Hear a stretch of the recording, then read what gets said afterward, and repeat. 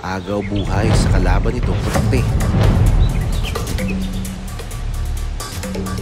Paikot-ikot ang kanilang laban.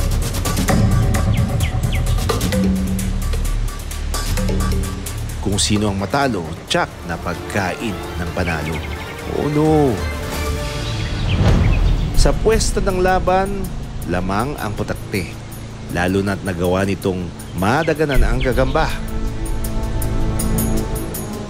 Maya-maya pa, sa gutom ng putakte, unti-unti na niyang kinakain ang talo ng gagamba.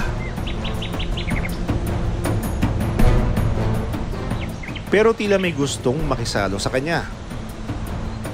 Ang langgam na ito, sinubukan pang lumapit.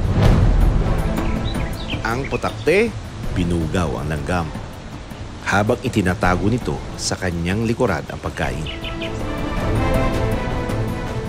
Omnivore ang mga putakte. Kumukuha ito ng sustansya at lakas sa pagkain ng halaman at karne ng ibang hayop.